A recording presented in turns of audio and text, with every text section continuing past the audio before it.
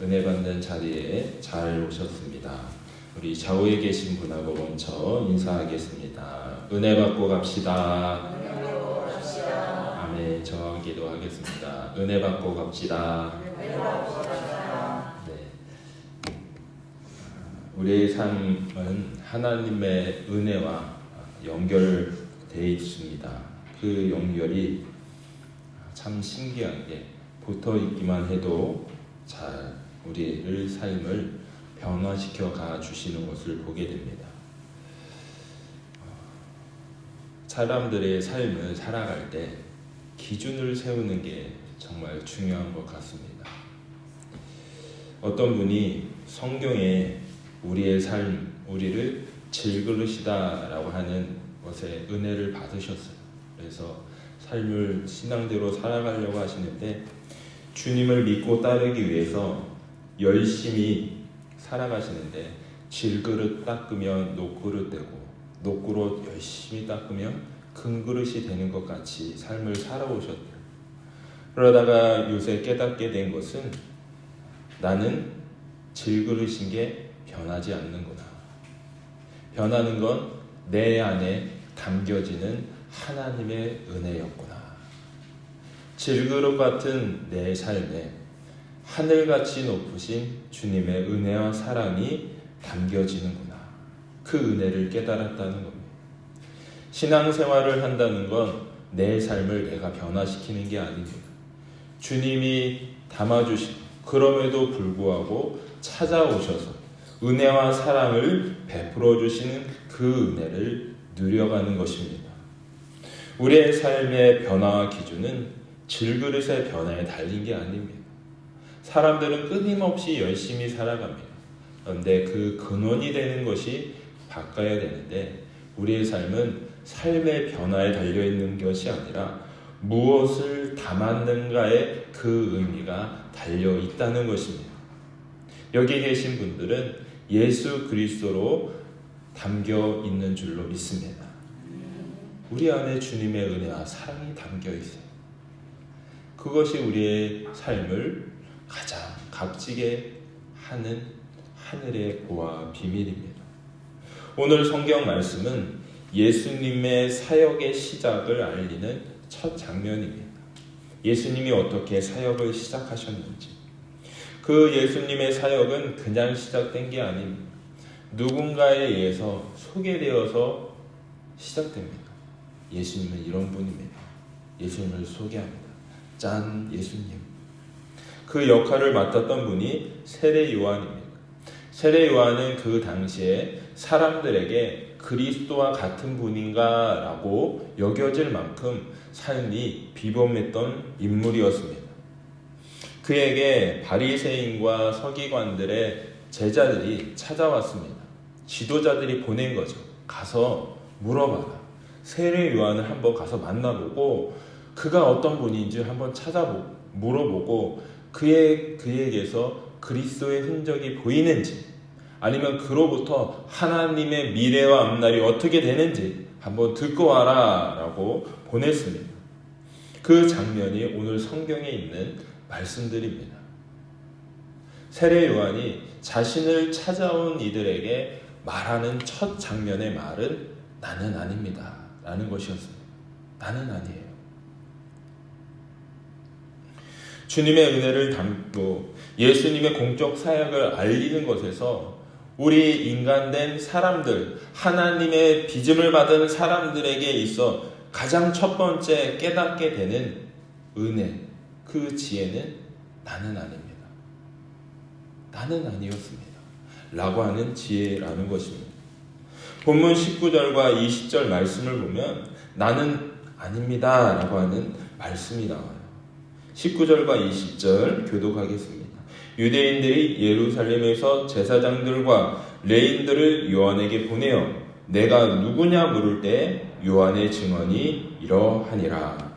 요한이 드러내어 말하고 숨기지 아니하니 드러내어 하는 말이 나는 그리스도가 아니라 하는데. 아멘. 사람들은 물어봅니다. 질문해봐요. 이게 맞냐? 저게 틀리냐? 이 길이냐? 이렇게 하는 거냐? 너는 누구냐? 전도를 나가보고 새로운 사람들을 만납니다. 기억이천을 준비하고 계시는 분들을 만나요. 그러면 서로 이야기를 하고 질문을 하면서 제가 누군지 그런 거를 이렇게 물어보시더라고요. 어떤지, 교회는 어떤지 이렇게 물어보셔요. 그런데 물어보는 데 있어서 중요한 것은 그 사람이 누군지 묻는 자신의 질문이 어디에 뿌리를 두고 있는지를 알아야 한다는 것입니다. 레위인들과 제사장들이 요한에게 사람들을 보냅니다. 그리고 계속 질문을 합니다. 그런데 그 질문의 뿌리가 자신들의 지식에만 달려 있다는 겁니다. 머릿속에 드는 생각에만 담겨 있다는 겁니다. 우리가 하늘에 있는 삶, 우리의 삶을 하나님과 이어진 삶을 살기 위해서는 내 지식이 아니라 내 마음속에 주님이 계신 것을 우리가 깨닫고 알고 살아가야 한다는 것. 그 예수님을 만난 세례 요한의 고백은 나는 아닙니다. 그러나 그분이 나를 만나 주셨습니다 라고 하는 것입니다. 질그룹과 같은 우리의 삶에도 주님이 찾아오셔서 우리의 삶을 붙들어 주시고 은혜와 사랑을 부어주시는 그 하늘 부어주시는 은혜를 우리는 경험하며 살아야 한다는 것이 세례 요한의 이 대답이 있었음에도 불구하고 유대 지도자들이 보낸 사람들은 끊임없이 묻습니다. 이것입니까? 아니요. 저것입니까? 아니요. 선지자입니까? 예언자입니까? 능력이 있습니까? 삶의 지식이 있습니까? 우리에게 좀 무엇인가를 알려주세요 라고 질문이 계속 이어집니다. 그것이 21절과 22절에 나왔습니다. 또 묻되 그러면 누구냐? 내가 엘리야냐? 능력이 있냐? 라고 하는 것이죠. 이르되 나는 아니라 나는 능력이 없습니다. 또 묻되 내가 그 선지자냐? 하나님이 알려주시는 지혜와 지식이 풍부하냐? 그것대로 말하는 것이냐? 라고 묻습니다. 나는 그 지혜를 다 담기 어렵습니다. 또 말하되 누구냐? 우리를 보낸 이들에게 대답하게 하라. 그들이 말하고 있는 삶의 수준은 자신의 지식과 생각하고 있는 머리 그것뿐이었다는 것입니다. 대답하게 하라. 무엇인가를 알게 하고 깨닫게 하는 그냥 알고 있는 수준으로 그의 대답을 요청했다는 것입니다. 그때 세례 요한이 그들에게 준 답변이 23절에 있는 말씀입니다. 이 말씀이 우리의 삶을 바라볼 수 있는 성경적인 관점을 여는 중요한 대목입니다. 함께 보겠습니다. 시작. 이르되 나는 선지자 이사야의 말과 같이 주의 길을 곧게 하라고 광야에서 외치는 자의 소리로다 하니라. 아멘. 이건 두 가지를 말해주고 있거든요. 첫 번째는 소리입니다. 여러분, 소리라고 하는 것은 잠깐 있다가 사라집니다. 여러분이 하는 말, 여러분이 했던 것들, 더 넓게는 여러분이 알고 있는 지식들, 더 넓게는 내가 하고 있는 행동들, 나의 삶의 역사는 제한적이라는 것입니다. 광야에서 외치는 소리처럼 그저 지나가고 흘려가면 사라집니다. 듣는 이가 없으면 사라지고 기억하는 이가 없으면 사라지는 것이 우리 인생과 같다는 것이에요. 그게 첫 번째 보여주는 장면입니다. 소리. 열심히 살아오시고 최선을 다해서 살아갑니다. 그러나 우리의 삶은 유한적이에요. 언젠가는 삶이 끝납니다. 그런데 이 유한적인 삶을 세례 요한은 바라보는 다른 관점이 하나가 있었습니다. 그건 짧은 내 삶을 향해서 방향을 가르쳐 준다는 거예요. 짧은 그 순간에 이쪽입니다. 누군가를 만나게 되면 이쪽입니다. 삶은 여기를 향해 가야 돼. 다음 주자가 올 때, 자녀들이 찾아올 때 이쪽으로 가야 돼. 잠시 잠깐이지만 내가 할 수 있는 한마디지만 그 광야에서 길을 찾아가는 수많은 사람들, 내 마음에 와닿는 사람들, 내게 관계된 그 사람들에게 방향을 알려주는 겁니다. 광야에 사라지는 소리와 같지만 그 길을 향해 가야 돼. 그 길을 향해 가야 돼. 그러면 너는 살아. 라고 그는 주의 길을 곧게 하라. 주님을 향해서 외치는 나치판과 같이 그 방향을 가르쳐주고 있다는 겁니다. 우리의 삶의 주인 되시는, 우리가 정말 만나야 될 분 예수 그리스도를 향해서 방향이 놓여져 있고 그 방향을 가르쳐줄 수 있는 삶이 되길 주의 이름으로 축원합니다. 그 세례 요한이 있어서 수많은 12명의 제자 중에서 중요한 두 제자, 안드레와 다른 제자가 그 길을 따라가게 됩니다. 요한이 하는 말, 광야에 외치는 자의 소리와 같다. 그러면서 자신이 가르치는 예수님이 누구신지, 과연 그 예수님은 누구신지, 예수님은 누구실까? 라고 하는 그들의 질문에 대답을 해주기 시작합니다. 26절, 27절 교도가십니다. 요한이 대답하되 나는 물로 세례를 베풀거니와 너희 가운데 너희가 알지 못하는 한 사람이 섰으니 곧 내 뒤에 오시는 분이라. 나는 그의 신발끈을 풀기도 감당하지 못하겠노라. 아멘. 나는 작지만 그분은 크시다는 겁니다. 나는 작지만, 나는 연약하지만, 나는 질그릇 과 같지만 주님은 다르시다는 것입니다. 그리고 그 다른 주님이 자신을 만나주셨다는 거예요. 그래서 그 주님이 하시는 일들을 보면 자신은 신발끈을 풀기도 매기도 감당할 수 없는 존재다라고 세례 요한은 자신을 고백하는 거예요. 그리고 예수 그리스도를 가르치는 거죠. 29절에는 예수님이 이렇게 말합니다. 이튿날 요한이 예수께서 자기에게 나오심을 보고 이르되 보라, 세상 죄를 지고 가는 하나님의 어린 양이로다. 보라, 세상 죄를 지고 가는 하나님의 어린 양이로다. 살아가다 보면 어둠과 같은 일들이 많이 있습니다. 내 삶뿐만이 아니라 가정 가운데에도 어둠과 같이 살아가는 많은 가정들이 있더라고요. 매번 만나고 목사님 교회 나올게요, 목사님 교회 나올게요 하는 분 중에서도 어렵게 살아가시는 분들이 되게 많더라고요. 경제적인 어려움이 아니에요.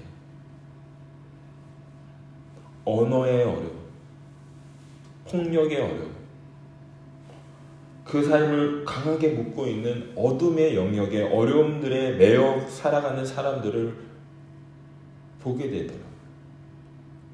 그러면서 하나 깨닫게 된 것은 전도는 그냥 교회 데리고 오는 것이 아니라 그의 삶의 어둠의 영적인 문제를 풀어주는 것이라는 것입니다. 어둠의 영적인 문제가 풀려져야 됩니다. 그리고 우리의 삶을 바라봐야죠. 나에겐 어둠의 메인 줄들이 없나? 내가 풀어야 될 어둠의 영은 없나? 그게 풀려야 자유합니다. 그게 풀려야 주님께로 달려갈 수 있어요. 그걸 풀어주는 게 우리의 기도인 줄로 믿습니다.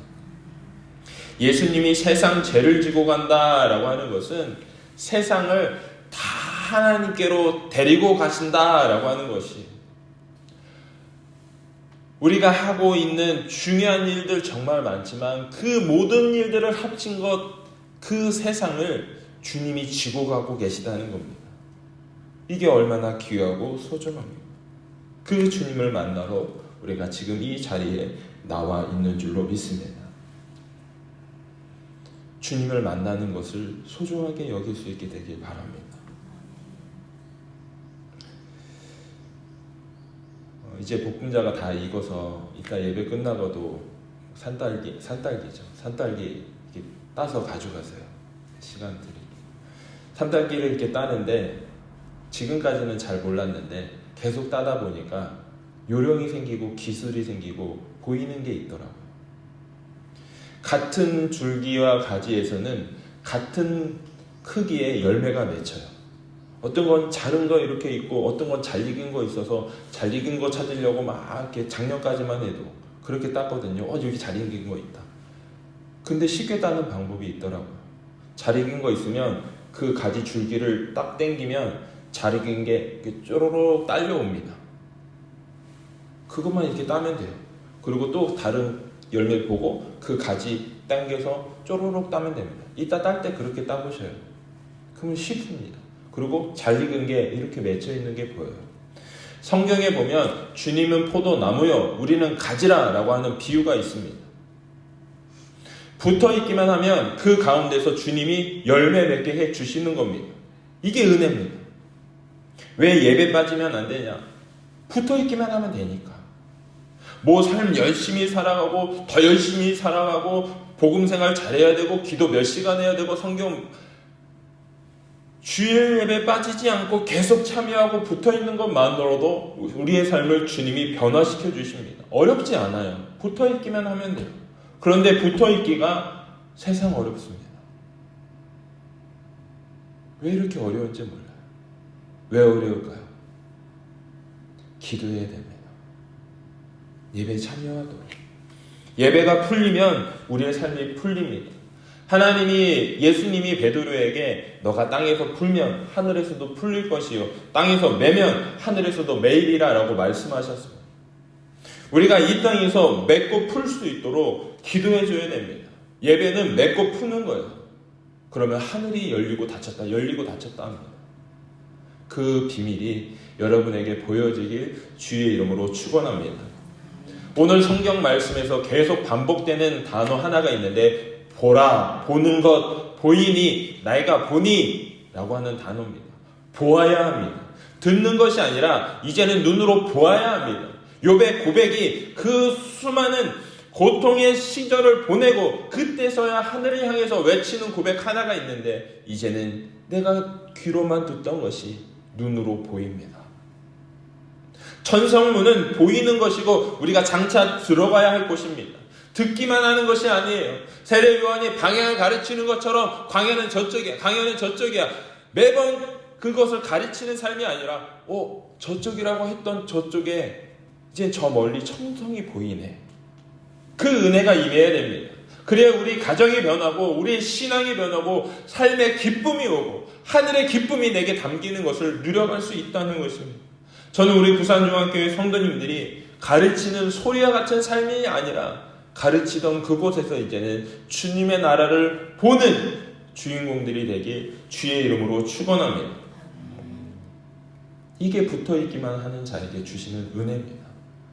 계속 예배를 참여하다 보니 어느 순간에 주님의 은혜가 이것이었구나.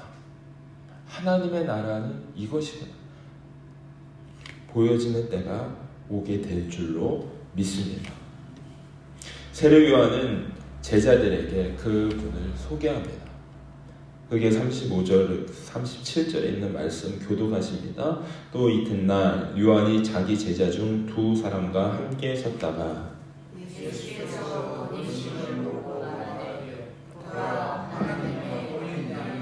함께 했습니다. 두 제자가 그의 말을 듣고 예수를 따르거늘. 아멘. 놀라운 일이 일어난 거예요. 세례 요한이 지금까지 자기만 알다가 이젠 제자들에게 예수님이 지나가시는 것을 보면서 보라, 저 사람이다 라고 할 때 그 자기 양옆에 있던 두 제자가 그 말을 듣고 예수님을 따라가는 겁니다. 놀라운 삶의 변화죠. 그 두 제자가 끊임없이 세례 요한만 따라갔다면 어떻게 됐을까요? 그가 세례 요한의 말을 듣고 예수님을 따르는 삶이 되었을 때 그들에게 나타나는 삶의 변화는 무엇이었을까요? 엄청난 삶의 변화가 온 거죠. 예수님 알게 된 거고, 예수님이 누리게 해주시는 삶의 귀한 것을 알게 된 거고, 그리고 성경이 기록하고 있는 첫 번째 제자가 된 겁니다. 얼마나 놀라운 일입니까? 저 사람 예수님이다 라고 우리가 따라갈 때 우리의 삶에 놀라운 변화가 반드시 찾아옵니다. 그건 반드시입니다. 예수님을 따라 붙기만 하면. 예수님 따라 붙어야 되겠죠? 예수님 따라 붙어야 되겠죠? 어떻게 따라 붙습니까? 옷자락이라도 붙잡듯이 그냥 따라가면 됩니다. 놓쳤어. 걷다가 놓쳤어. 그럼 달려가서 다시 옷자락이라도 붙들어야 돼요. 그러면 주님이 우리의 삶을 변화시켜 주십니다. 그 변화된 사람들의 삶이 그냥 끝나는 삶이 아니라 하나님과 내 삶이 이어지고 또 다른 사람과 하나님이 이어지는 삶, 계속적으로 주님과 이어주는 그 삶을 살아가는 삶으로 변화되었다는 것입니다. 예수님은 우리의 삶을 주님께로 잇기 위해서 이 땅에 찾아오셨습니다.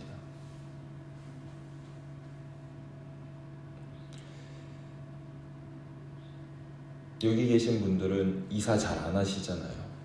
그런데 세상 사람들은 이사할 때 자신이 승진하거나 아니면 더 좋은 직장으로 이직하거나 내가 성공했을 때 이사하면서 그 기쁨을 누립니다. 그게 이사가 가지고 있는 기쁨이에요.